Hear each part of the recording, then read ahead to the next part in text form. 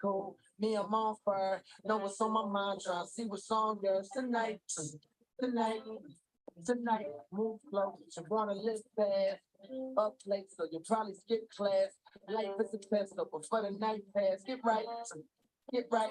Hey, you gotta get that. Don't know if I'ma see you again. Right. But you gotta get that. This girl, I can't be your man. No man.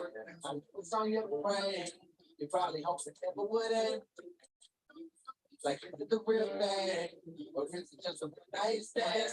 Whatever. Yo, straight up now tell me, do you really wanna love me forever? Or is it just a hit and run?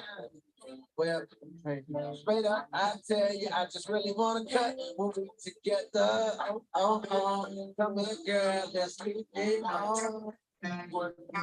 Hey, straight up now, tell me, do you really wanna love me forever? Is it just a hit and run? Well, straight up, I tell you, I just really wanna cut together. Come here, girl, let's keep it on. Dang, that's a good ending. I like that ending.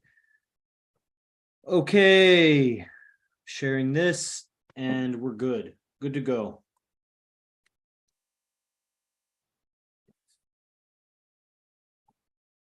It's still posting. Okay, cool. All right. What's up, everybody? I'm Yogi Chris, PhD, founder of Ninth Limb Yoga, streaming to you from IMC Base 1. This is the Mecca, the capital of IMC Nation, where I live with the founder, AZD, and I'm captain, a rank under founder, running all the business here, also teaching yoga, also fighting jujitsu, also taking over the world, conqueror, and my new fighter name that I recently invented is Mr. What was it? Consistent. Chris Consistent. Yogi Chris Consistent DeVilbus. If I stepped up to fight, that's, it's totally not intimidating, but that's what it is. Consistency, showing up as my friend, keep showing up. That's what accumulates. Like I was saying to the officers today, when you water the garden, it has a certain watering regimen. If you just fall off for a month or two, the plants all die. You got to start over. It's not like you just pick it up where you left off. That's the organicness of life. We might think things are digital where you're writing a computer program and you leave it and come back. But there's something organic in that, where even if the numbers, the ones and zeros and whatever, the computer code are still there, you didn't change anything on the keyboard. As you leave and go do something else, you forget where you left off. And if you're gone for way too long, you forget the skills it took to build that. So there is something lost. Like nature, it deteriorates unless you add to it. So consistency. That's why it's important not to take on more than you can really chew, because you won't be able to follow through with it all. So as you get a grip on your life, get a handle on it. Alex Altali, dang, showing up. It'll be more piece by piece, methodical, gradual transitions, or you'll have more a handle on how all the ingredients of your life kind of come together as your vibe throughout the day, how you feel throughout the day. Like it depends on how you woke up, how you groomed, how you worked out, how you ate. All these are obvious ingredients, but then how you communicated and all the other things of your day. I mean, those are just the basics that everybody goes through. Everybody wakes up, grooms, eats, works out maybe, but everybody has different jobs, but it all comes down to communicating with people, how you get to and from where you work, what product or service you produce and exchange for it, and all of these things. So the ingredients of your day, your habits, when you become consistent with your habits, then it becomes possible to really change out your habits and, like a scientist of your own life, improve your life. And because your habits will make your life, that's just all it is. Consistency, making consistency a habit, then it's like you don't even know you're being consistent. It's just you've made a habit of it. But then take on some new activity, drop an old, take on a new, and then see how consistency plays out. When you become consistent and you discover self-help and understandings of the mind and psychology, then you have your hands on a tool of development that's kind of invisible to people. They only see the expression of your development. And internally, we may change much faster than our expression because of all of these habits that we're living in our own mental world, and we've forgotten how we're dressing and how we're presenting ourselves, how we're talking.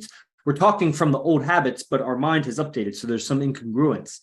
So being in communication with your environment regularly, making that an ingredient of your day, consistently communicating with the people that you have connection with and checking in on them and check in on yourself. It can come across kind of weak and pathetic if you're just like checking in on people, but that's my mentality. I'm checking this comm line.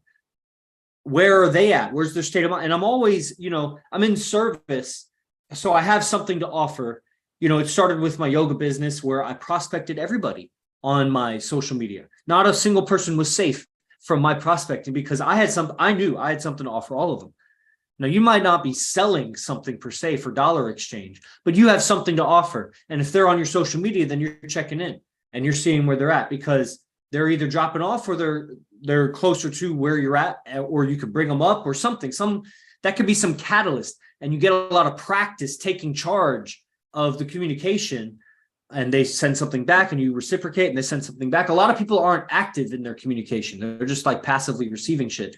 And then people are like sending, but based on like impulse, they're just being like moved to do something. It's an emotion or whatever, but you're coming at it like a strategist, like a hunter, like a predator, but not like you're not predatory, but I'm just saying you're coming at it like that's a difficult word for people to understand. I shouldn't even say that. It would be more like just a strategist, like a sincere professional. That's a good word. You're a professional with your life. If you believe in the secret and law of attraction and any of that stuff, you got to know that your communication manifests your tonality, your vocabulary, your timing, who you're talking, who you choose to talk to, when you choose to voice up or be silent or whatever. That's going to just have ripples of cause and effect, how you communicate. And that'll totally shift your circumstances in life. And a lot of it comes down to even decisions. Because if you decide to hit that person up for a job or you decide to quit that job, like that's a decision. The communication is not that difficult. It's just some words, a text. Like the difficulty is the decision to make that communication. But that's invisible to people. People don't see the difficulty you have in decision making. They'll see it expressed on your face or where you're like always thinking about it, or you might tell them how difficult it is. But, the decision at the end of the day is just as easy as communicating. But there's emotions, there's resistance inside. And that all comes from beliefs, ideas, the expectations, things that you're assuming it should be, but maybe you haven't re-examined that assumption. And it can be a little bit shocking. And it's a very humbling to see how one was raised and the ideas, our education are wrong. Or definitely, at the very least, suboptimal. They're not the right. The etiquette, the morals, the ways that you grew up around your family, how you communicated, let's say, how you learned to communicate with mom, dad, sister, brother, how you learned to communicate with your family about your romances and to your romances about your family, like all of that, those are habits. How you learned how to handle the energies of, confrontation or, whatever. There was a lot in the family unit that was probably very toxic, and you learned how to cope with that, and that became your habits. And what was I saying there? I was making a really, really great point. But revisiting so there's a lot of assumptions in your behavior where another way to say that is like you have just decided to be a certain way. You've decided to cope a certain way. You cope to when someone offends you, or you cope to, when you feel a little betrayed, or you cope with maybe a little white lie you found out you were lied to, or you cope with some mess. Somebody left a mess around the house or something. Like you develop coping because to avoid confrontation and unreasonable, negative energies and stuff growing up. And so you had that growing up, and now as an adult, you have it. And, as if you outgrow the shell of your upbringing and transcend and evolve, you'll look back and see that you learned the wrong ways to do it. that you survived. So it's right in the sense that you survived. So everybody, their beliefs and ideas are right enough that because if they're here listening to this, then they've survived. So it was good enough. But to get to where you want to go, succeed, to ascend, achieve your goals, it's probably going to be a change. It's not just time put in the game. What happens is time put in the game changes your skills. That's why if you communicated with everybody on your social media and took charge of those communication lines and led the communication, and because you'll find shortcomings where you don't have value to offer. You think you do, but it's not getting across. And that's your lack of communication skills. And that at the end of the day is your value. How you communicate, you have a message and how you communicate that message. Because it doesn't matter if you have a great message, if you can't communicate it, they don't get it, nobody cares. And you could really have no message at all, but the communication, it feels so good when people listen to you. That's what happens like with girls. Girls have a lot of, if they put themselves out there, they can get a lot of followers and listeners. And it just feels good to hear them talk because they're girly or, you know, whatever. Somehow a guy looking at it, because a lot of these girls have a lot of guy followers, a guy looking at it feels like he's getting closer to the girl. And all of the senses that he's engaged with, because he's so used to engaging with a screen, a computer screen, because there's so many more senses in person, obviously, but just watching a girl on video seems like she's talking to him. It seems like it's for him, and it's soft and feminine, and he doesn't really have access to that. He doesn't ever have access to that ever in his life. Ever. Like guys, they don't have access to girly girls, to girls being feminine. The most they'll see is maybe on a show, a screen. They don't have access in person. It's not in their experience, you know? So they'll be listening to that because it feels so good, but there's no message. The message is void. It's void of a message. And then you'll have somebody that's trying so hard to get his message out, almost like me, you know? But the thing is that I'm successful in business, far more successful than anybody else in IMC Nation when it comes to IMC Nation business. So, you know, could always improve, will improve, whatever. But the numbers tell the tale, you know what I mean? And there's many different numbers to measure. And so we aim to grow on all the platforms. And I know people are watching the recordings. And at the end of the day, I know that as a side effect, the feedback of doing a show and getting clear on one's ideas and being able to explain it better, to keep the attention of people, to, you know, explore the edge of one's understanding even, is a very valuable, there's a very valuable byproduct to doing that. And then at the end of the day, I do hear back, like some individual, he listened to my podcast and he purchased tickets to come in person to the camp just based on my podcast. And I was like, that's hella dope. That made it so worth it. Like, wow. And I don't know which episode does that. It could be 6 months after the fact. It could be later that day. An individual watches it. So that's just what it is. So we do what we do. This is what I do. I'm like a tiger roams the jungle, a snake slithers around a tree, a bird flies. I'm doing this. You know what I mean? So as I was saying, we've learned, it's very humbling to learn that the way one was brought up isn't right. That, you know, for me, the history of humanity, what I thought it was, it's not right. What I think of geology and the earth sciences, actually, even as a PhD, it's probably not right. And I have a lot of evidence to suggest that it's very not right, that I was actually miseducated through 12 and a half years of university. Paying for that shit, you know, just not to mention high school, grade school, all that. So it's very humbling to learn that one's way of relating with women as a man, and for women too, women have a lot of trouble bowing down and humble, because women, they don't seek self-help. They seek to feel good. But a woman is not, I have not seen a woman very capable of self-help outside of being in relationship with a man who is very capable of self-help. Then he may lead her and she may have a chance.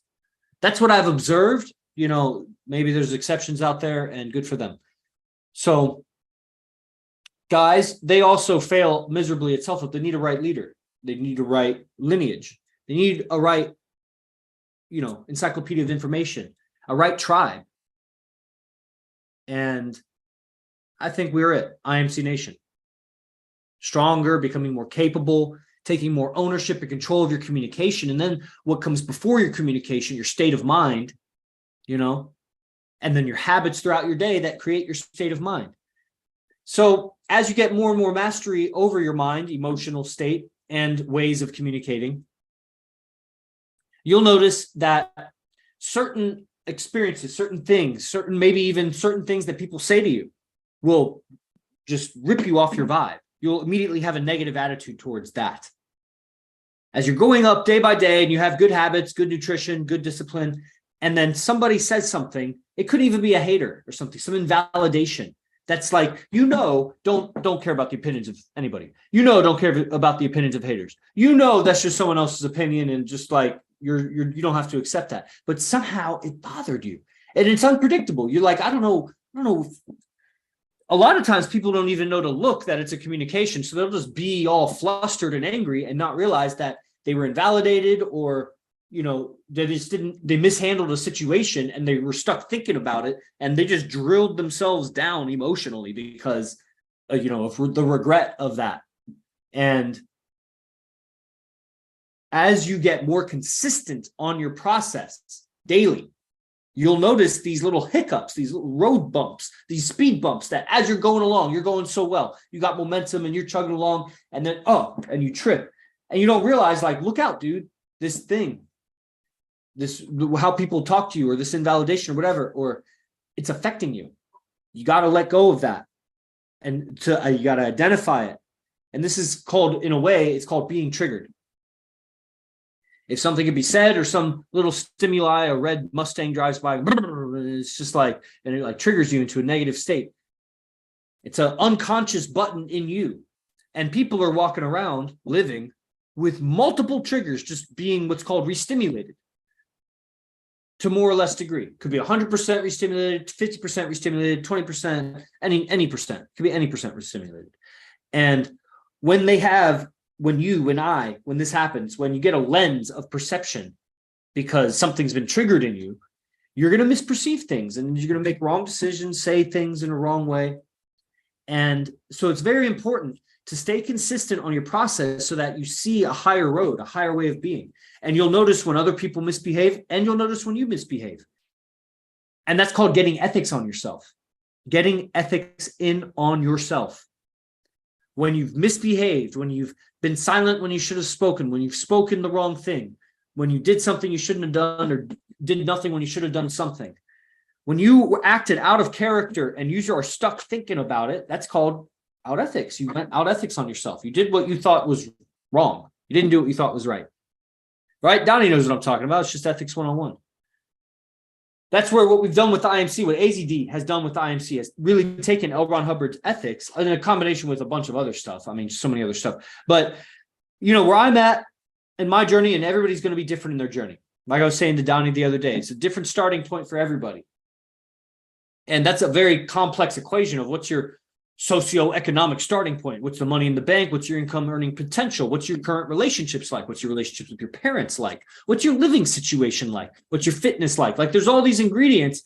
What's your reading level like? So much. And then what's your commitment level? You know what I mean? So everybody's got a different starting point. And where I'm at in my journey with IMC and learning this tech of being a living artist, creating my communication, creating daily my attitude, how I want to behave in the world, what decisions I'm making, and understanding the ripple effect and what I'm creating with essentially from my state of mind, starting from my state of mind, because that's where my communication and my actions originate from. And the habits and behaviors that become my state of mind, that's what the AZD process is. That's what we call the Origins Camp. IMC Base, shout out imcbase1.com. You can go there and check out Origins. That's the intermediate level training, the daily process, daily schedule, and the mentality around that. So, let's see. I was going somewhere with that. Oh, ethics. Man, it's been so where I'm at in my evolution, I just, if I spend a few days away from the ethics tech, of L. Ron Hubbard, that text and reading it and understand puts me back on course with something that a few days away from it, I'm drifting. I'm drifting away from pro-survival decisions, from being in control of my emotions, and not in a sense of like internally, so you got to read the book, and not internally like controlling my emotions. It's understanding of several things. It's first being able to check in with yourself. How are you feeling actually? For some reason, reading ethics puts my attention on how am I doing right now? Because so much of AZD's tech is not just the ethics, the way that AZD has expanded ethics into this art of living. It's, in the ethics tech of L. Ron Hubbard, there's a lot of statistics and measuring, your life, measuring money, measuring actions, measuring activities. AZD's stats of life are more human, less numbers, and qualities of communications, emotional tones of the people closest around you, this sort of thing. And that's kind of an intangible thing, but it is it's only maybe intangible because it's difficult to describe and explain. It's a real thing for sure. It's a science. It's not random. And so what I've seen is the ethics really transcended to this very human connection, where the stats are measured in the quality of life, if that makes sense. I feel like that didn't really deliver the message, but anyway, so what am I saying? Being able to check in with how I feel, not in a sissy way, but it's like, if I was really honest with myself, how do I feel about the situation? And have I misbehaved, or have I behaved correctly? According to my higher version of myself. People like to say higher self. This model was auditioning and said something about higher self. And I was like, is that? And then lower self. And I was like, are those two different selves? You have two different selves? And she was like subconscious and then like conscious mind. So, okay. She weaseled her way out of it. But, it's a frequency of being. Are you acting better? Are you acting worse? But you have this ideal of the character that you envision for yourself. And you may not be focused too much on it. So you don't really have a clear picture. You haven't thought about it too much. And one of the things with the teachings, like if you came around for the gathering this weekend, it's called Shadowlands Gathering, you're going to get a lot of perspectives to look from, to see yourself in relationships, in life, in business, frames of mind, storylines that are creative and imaginary. So you can really take back control of life, because it's kind of like, when you see a movie and sometimes you're disappointed, it's not as good as the book, because in the book you imagined it differently, but the movie, they kind of imagined it for you. So our storylines of life, it's like been imagined for us from what we've watched from movies and things. But when the story is told to you in a way that allows your imagination, your imagination to create how you relate with the female, how you relate with your own life, how you relate with money and these things, that's what each camp is, its own character that helps you to orient back to your true essence, because just time and again, you're attacking the perspective of these core things in life. Survival and replication. And we have the angle on replication and really on survival too, because a lot of people are surviving so well, but they're terrible at replication. So it's like, how good is that survival? You're not good at replicating, so your survival is trash. You don't even like it. You like it in as much as it buys you cool things or whatever, but it's like you're doing all of that for proper mating. And, maybe you get fine girls, but you don't even really get them. That's why you struggle with it. That's where guys are. It's like 99.9%. I don't know the ratio, but I just don't see guys happy with girls. I've seen one guy when we're out, and he's like a hairstylist, and he seems, his presence, it's in his being, and how he's put together and how he carries himself. Like, I can tell there's something, he's a cut above the rest. But the last time I saw someone like that outside of AZD and him was, maybe Hypnotica, but that's like so rare, and I didn't really see him in person. So, all the guys I encounter in San Jose, all the fighters, all the guys that are in IMC Nation, they're coming up, and the guys in IMC are better than all the other guys. But the guys out there in the world are so drained, are so weak, are so confused, don't have a clue how to talk to women, don't have a clue what's going on. You know what I mean? Is that Sultan? Oh, is that Fernando? Oh, yeah. Just seeing who that was. I was just seeing who that was. Yeah. Yeah. Okay.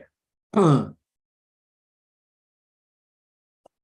when you get these perspectives, each character, Shadow Walkers, Chosen, Rise of Achilles, We Are Dragon's Blood. These are like the dragon. Achilles, Chosen was like a Jesus character. Shadow Walkers it's almost like this priest that goes through the shadowy aspects of the psychology, and helps pace her, holds her hand and walks her through the shadowy psychology, knows how to lead, see through her eyes and lead from there. And it's a particular character. So each time you apply your imagination to perceive more correctly, the world and how you relate with women and men, that rips you out of this make-believe matrix. And it sounds funny because your imagination is also make-believe, but the matrix they provided has a whole agenda attached to it, to destroy the man, to destroy the woman too, to destroy the family, to basically control human life, as how they say, like enslave them to the government and all that stuff. Like the agenda is in there in all the mass media meaning it means mind control. Media is the ancient goddess of mind control from Greek. That's what media is. So that's what all the media has been doing to you since the beginning of your birth, man. All the radio, the public school books and everything, and how all of those individuals were influenced growing up generation after generation after the Nazi influence. So that's like 80 years now, or at least 70, 75 years. That's 2-3 generations at least. So you've become way off. Like, they said like it was like Japanese that moved to Hawaii or something. And like the first generation, the people that moved from Japan, they kept their Japanese diet of fish and rice and whatever, and they stayed healthy. Then their children had a hybrid diet of Japanese and then American, like McDonald's and cuisine, whatever. And they were halfway American in their heart disease and obesity and all of those things. And then their kids, the grandkids of the immigrants, had the same rate of heart disease and obesity as regular Americans. Took 2 generations to just lose their more whole food oriented, healthy diet and get a more, not that American, yeah, probably pioneered the really unhealthy fast food, that stuff. There's other foods that are American besides fast food, but let's say the fast food phenomenon, like it took 2 generations. That's like 40 years, 50 years, maybe. What do you think it is with the mindset and changing of human history and educating people in public schools and forcing, standardized testing on people?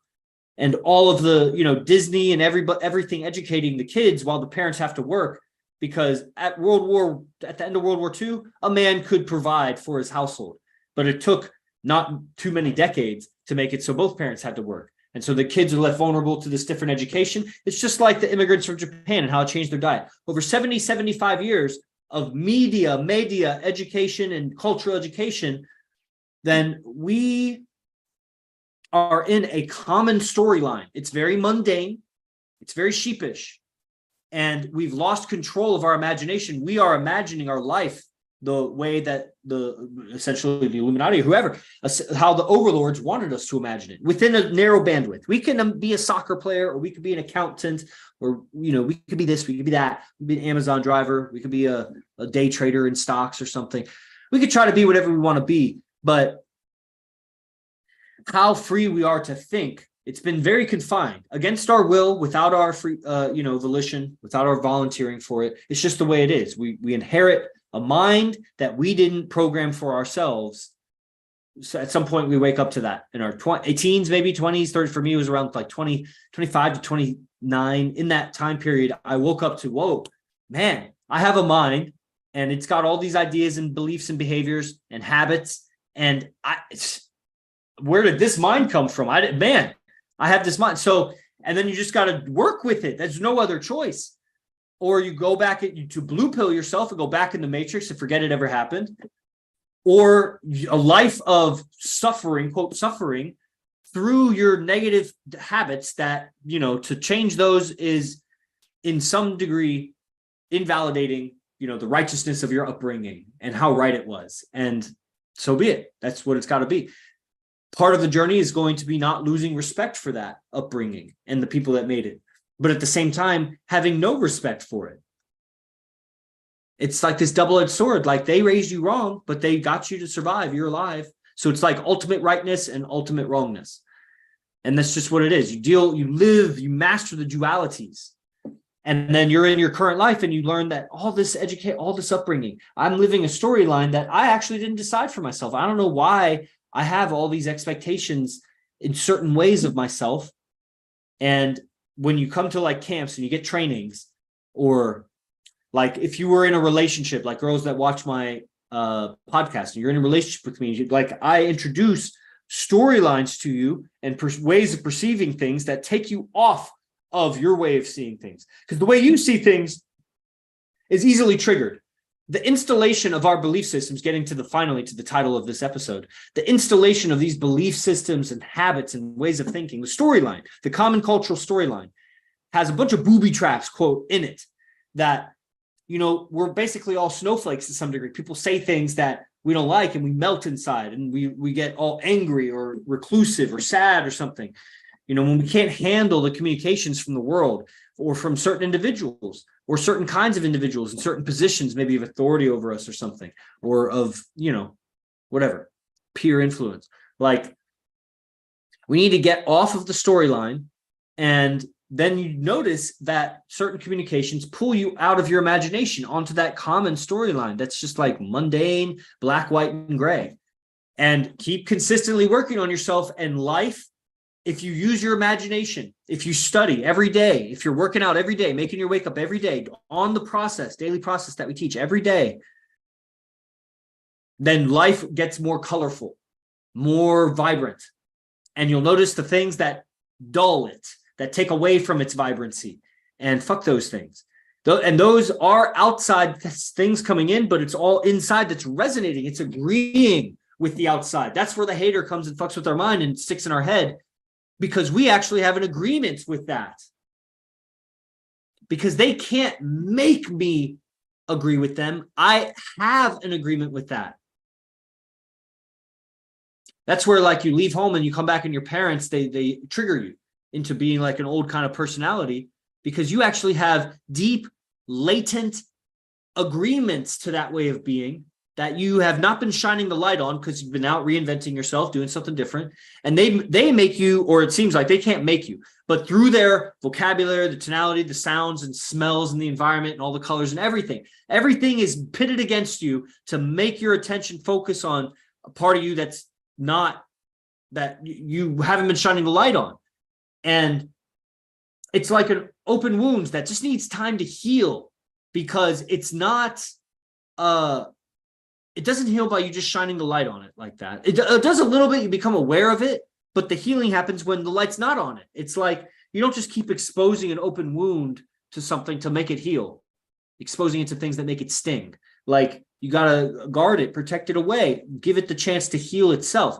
And so that's where leaving home and going and making a life for yourself and creating that for yourself is so essential. And then it's not even about ever moving back home. It's just you'll be able to interact with and be around your parents or whoever raised you or whatever, and not be so triggered, because the part of you that they could trigger has overgrown. The lushness has grown back. It's not just all cut back and catered and formed to the way they wanted it to be. You've allowed it to form to the way you want it to be. And you've built up other aspects of your character that has matured and can handle communications, whereas before it couldn't handle it. It just became effect of their communication. And in that journey of mastery, because it's not like a light switch where one day you're immature and the next day you're mature, one day you're undeveloped, next day you're developed. It's so many aspects of your character that over time you develop them. And so along that journey, you will get triggered before you're fully fortified and like invincible in communication.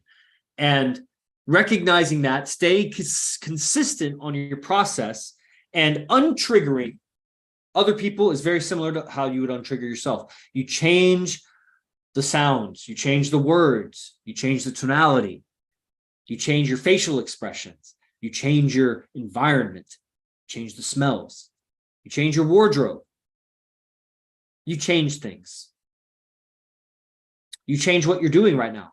If you go take a run or take a cold shower or read a book, or, I mean, even smoking weed, but if you always smoke weed, then not smoking weed. If you change what you're doing, that's where you take back control of this subconscious autopilot thing that's happening. And it may, just like the light switch analogy, it may not just fully untrigger as soon as you change one thing, but keep changing it up, because the decision to change is taking back control of the machine. And ultimately, to change your life, get it away from that. And that's what it's going to take. And that's where guys fall short. And so the movement, they say it should grow, tens of thousands strong. It should be exponential growth. The problem is that guys in the world are actually, their ability to take responsibility for their life and put it together the way they want is very, very low. And then their accountability and ethics in that matter is also very low. And it's painful to feel wrong about how you were raised. And so all these things go against them doing it. They don't seem to be strong-willed enough. They don't want to be honest about what they're seeking with women and a certain lifestyle.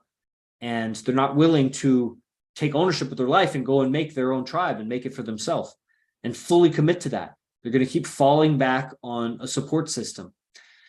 But I had support system and I fell on it a couple of times and I persisted. So I also believe it's possible to use the people that believe in you, which at the time it numbered my girlfriend, my best friend, and my 2 parents and my grandparents, my father's parents. So I was fortunate. I had all that going for me. And now I don't need any of them. And I'm there for them. And I'm at a place now where I'm looking at building so beyond it. I'm 37. So now I have a long time. Let's build. I have fully all the integration, all the integrity that I need in this structure, this bridge and this skyscraper and this whole cityscape that I'm going to build. I'll build a whole planet on this structure. I have the core so it can support all the weight on top of it. Now, 37 to the end of my life, I can build something that'll take care of everybody and myself. I have the perfect lifestyle. I just keep showing up. And it only took me 8 years. And so I don't know how long you've been fully committed to it, but fully committed to change. The catalyst is whenever you started with me or AZD or IMC, depends on who you are, what point of reference you're coming from. And starting means stop just freeloading and start signing up. Get on programs. There's links in the description of this episode and this whole show. Leave a review, like it, share it, tell your friends about it. Right now, it's every Wednesday at 6 p.m. Pacific on all the YouTube channels I'm streaming to, Spotify, Apple, all this and that. So DM us, let us know how it's going for you. Enlightened Masculinity podcast and all the other trainings. I love hearing about, this is for my people. I don't just do this to be discovered. This is for my IMC people, whoever's watching. So let me know how it's going. And I'll see you guys next show next Wednesday. Os, Jay.